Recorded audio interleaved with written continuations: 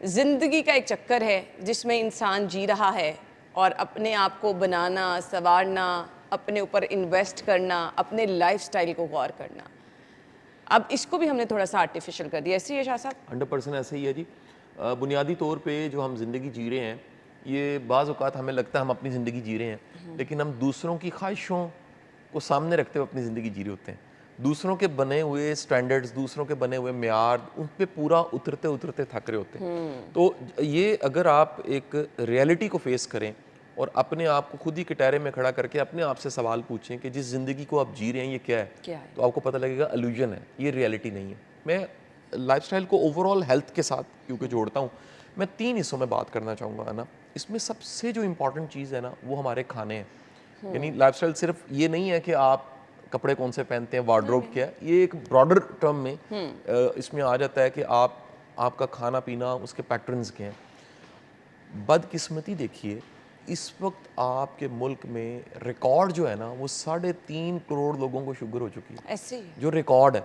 और क्या सब ने अपना शुगर का टेस्ट करवाया? नहीं। अगर सब करवाएं तो अना एक अंदाज़ा है 5-5.5 करोड़ लोगों को शुगर हो चुकी है। और शुगर होने का मतलब मेटाबॉलिक सिंड्रोम क्या है? बीमारियों की माँ है। बिल्कुल ये ऐसे ही एक है। बीमारी के ज़रिए कितनी बीमारियाँ जन्म लेती हैं। अब ये जो 5-5.5 करोड़ को शुगर हो चुकी है और 2-3 करोड़ बॉर्डर लाइन पे भी खड़े होंगे, ज़रा गौर कीजिए ऐसा क्या हुआ? ये एक बीमारी की किस्म बिल्कुल है। ऐसे दूसरी तरफ आ जाते हैं, आप किसी कार्डिक के हॉस्पिटल चले जाइए, आपको वहाँ पर क्राउड मिलेगा। आपको डेली कितनी सर्जरीज होती मिलेंगी, आपको डेली कितनी इमरजेंसी मिलेगी, कितना फुटफॉल ओपीडी में मिलेगा। ऐसे आप जाके पता कीजिए कितनी दवाइयाँ, कितनी मेडिसिन सेक्रेटरी की बिक रही हैं। अरबों रुपए की सेक्रेटरी की मेडिसिन बिक रही है।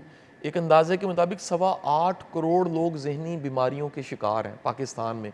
यानी आप टोटल आबादी ना लगा लें, अगर टोटल आबादी आपकी तकरीबन 30 करोड़ है तो आधे लोग पाकिस्तान में बीमार हैं। बिल्कुल, या वो जिस्मानी तौर पे बीमार है या ज़हनी या वो तौर ज़हनी तौर पे बीमार है। आप सर्वे कंडक्ट कर लीजिए किसी जगह पे, ये कि इदारा है, इसमें फ़र्ज़ करते हैं 100 लोग काम कर रहे हैं, आप इन 100 लोगों से एक छोटा सा सर्वे कंडक्ट करें किस किस के घर में डेली को मेडिसिन खाई जाती है।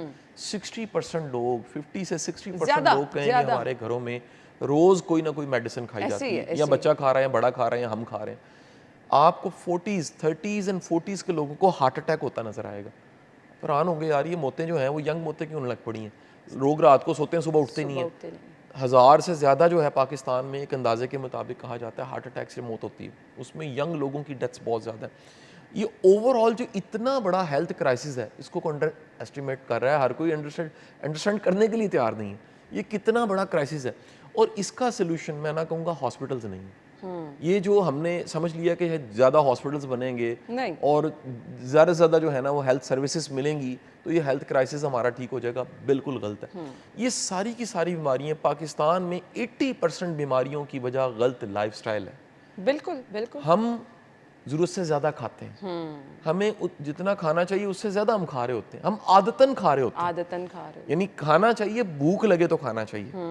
पुराने हकीम कहते थे आपको 2 दिन भूख नहीं लगी आपने नहीं खाना, 2 दिन भूख नहीं लगी तो आपने नहीं खाना। जब भूख लगे तो ये साइन है कि आपके जिस्म को ज़रूरत है, आपको खाना चाहिए। हम अपनी टाइम के मुताबिक खाना खा लेते हैं, हम सुबह उठ के नाश्ता करते हैं, दरमियान में मंचिंग करते हैं, फिर लंच करते हैं। उसके बाद फिर हम चाय का टाइम हो जाता है शाम की, चाय के साथ फिर कुछ मंचिंग करते हैं, उसके थोड़ी देर के बाद फिर हम खाना खा रहे होते हैं। और खाने की क्वांटिटी भी वो जो सुन्नत का तरीका था कि आप अपने मैदे को 3 हिस्सों में तकसीम कर दो, एक खाने के लिए, पानी के लिए, खाली छोड़ दो, ठीक है जी। हम तीनों हिस्से में खाना रखते हैं, हम खाने पे खाना खा लेते हैं। कितने ऐसे लोग हैं वो खाने पे खाना खा लेते हैं। अच्छा, फिर उसके बाद इसी के साथ, खाने के साथ ही जुड़ जाता है लाइफस्टाइल का एक हिस्सा कि खाना खाना कब है। एक अंदाज़ा है, रिसर्च जो है अवेलेबल, 40s के बाद हमें 2 टाइम मील की ज़रूरत होती है। अगर हमारी उम्र जो है वो तकरीबन 38-40 के बाद आगे जाने लग पड़ी है तो हमें 2 दफ़ा खाने की ज़रूरत है, हमें 3 दफ़ा खाने की ज़रूरत नहीं है। तीसरी दफ़ा यानी दोपहर का खाना खाना भी आप सैलड ले लीजिए, आप कोई एक बूटा ले लीजिए, आप क्या लीजिए, लाइट सा कोई फल ले लीजिए, आप कुछ चाय का एक कप ले लें किसी कुकी के साथ, इनफ है। लेकिन आप ये जुल्म ना करें कि 3-3 दफ़ा आप पेट भर के खाएं। अच्छा, आप अगर एक लम्हे के लिए सोचिए ये आदत अगर पूरी कौम अपना लें तो आपका जो क्राइसिस है खुराक का, फूड का, बिल्कुल ऐसे ही हो जाता है उसी वक्त क्राइसिस। जो अगला हमारा चैलेंज है लाइफस्टाइल में ही, वो हम शाम का जो खाना खाते हैं वो गलत टाइम पे खाते हैं। गलत टाइम पे खाते असूली तौर पे हमें खाना मगरिब से पहले, मगरिब के बाद खा लेना चाहिए। लेकिन अना ज़्यादातर लोग रात देर से खाते हैं, जागते हैं ना, जागते हैं, देर से खाते हैं। बड़ी तादाद लोगों की ऐसी जिनका मैदा ख़राब है। और सेकंड ब्रेन हमारा ये पेट है, ये मैदा है। सही कह रहे हैं। एक ब्रेन ये है, एक ब्रेन ये है। ये ख़राब है तो ये ख़राब है। यानी आज जितने साइकेट्रिस्ट हैं, साइकोलॉजिस्ट हैं, वो मानते हैं कि जो खुशी के हार्मोन्स हैं, मसलन सेरोटोनिन, वो पैदा ही मैदे में होता है। मैदे और पेट के एरिया में आपके होता है, और यहाँ से खुशी के हार्मोन्स पैदा होते हैं, खुशी यहाँ महसूस होती है। पैदा यहाँ होते हैं, महसूस यहाँ होती है। और अगर यही हेल्दी नहीं है तो बंदा खुश कैसे होगा? तो लोग आज ये जो लोग कहते हैं भूख से मर रहे हैं, भूख से नहीं मर रहे, लोग खा खा के मर रहे हैं। लोग इस इल्यूजन में कि हम पता नहीं अभी खा लो, पता नहीं मिलना है कि नहीं मिलना। आप देख लीजिए पिछले दिनों में रोजे गुजरे हैं और कई बूफेज वाले ने कई ऐसी रील्स बनाई हैं कि लोगों ने प्लेटें भर के छोड़ा हुआ है। ऐसे ही है, इतना खाना नहीं था जितना डाल लिया। ठीक है जी, यहाँ इतना खा लिया।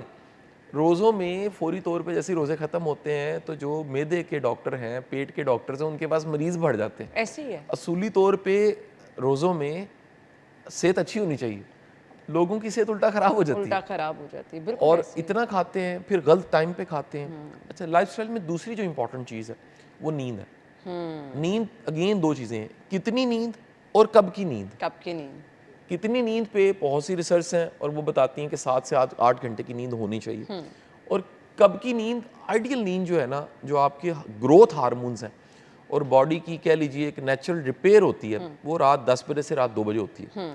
और कोई भी शख्स जो हमें सुन रहा है, अगर वो इस वक्त जाग रहा होता है, बदकिस्मत है कि उसको अल्लाह ने एक ऐसा सोने जैसा वक्त दिया। बिल्कुल ऐसे ही है। गोल्डन टाइम आपको दिया है जिसमें आपकी बॉडी की रिपेयर होनी है, आपकी बॉडी ने सेहतमंद होना है अगर आप टाइमली सो जाते हैं। जो हदीस और सीरत से पता लगता है, अल्लाह के रसूल सल्लल्लाहु अलैहि वसल्लम ईशा की नमाज के बाद सो जाते थे। यानी आप पसंद फरमाते थे, आपने प्रेफर किया। और सीरत की सब किताबें बताती हैं कि आप ईशा की नमाज पढ़ी, उसके बाद आपने आराम फरमाया, आप सो गए। हम देखिए इतना देर जाग रहे हैं, फिर सुबह देर से उठते हैं। और वो बरकत वाला टाइम जो जिसमें कह लीजिए पूरी दुनिया का ऑक्सीजन लेवल ऊपर चला जाता है, ऐसी रेज मिलती हैं, सनलाइट ऐसी मिलती है जिससे आपके अंदर एक होप और पॉजिटिविटी पैदा होती है।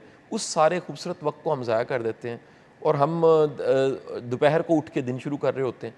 एक सर्वे के मुताबिक पाकिस्तान में सबसे ज़्यादा मैदे की दवाई कराची में बिकती है। अच्छा जी, सबसे ज़्यादा। वजह क्या है? लाइफस्टाइल गलत है। आप देखिए कराची रात को जागता है। ऐसे ही है, बिल्कुल सही कह रहे हैं आप जाके देखिए वहाँ पर, कभी आपने विजिट किया होगा तो वहाँ पर खाने पीने के जो टाइमिंग है, बाजार 2 बजे से पहले खुलते नहीं है, शाम को खुलते हैं। बड़े बाजार ऐसे हैं, बड़ी दुकानें ऐसी हैं, वो 3-4 बजे खोलते हैं। पूरा दिन जो है वो सोए रहते हैं, रात को फिर इतना देर जागते हैं। बरकत कहाँ से आनी? मैं समझता हूँ ये स्टेट को एक पॉलिसी बनानी चाहिए कि सनलाइट को इस्तेमाल करें, जो इतनी बड़ी नेमत अल्लाह ने पाकिस्तान को दी हुई है, जिसकी वजह से इतने सोलर भी लग गए हैं। बिल्कुल सही उस सूरज की रोशनी को इस्तेमाल करें। और सूरज की ये जो घड़ी हमें मिली हुई है कुदरत की तरफ से, इसके साथ बॉडी की क्लॉक को एडजस्ट करें। तीसरा हिस्सा अगर आप इजाज़त दें तो फिर हम अगले मौजू पे जाने से पहले वो भी डिस्कस कर लें, वो तवक्कल है।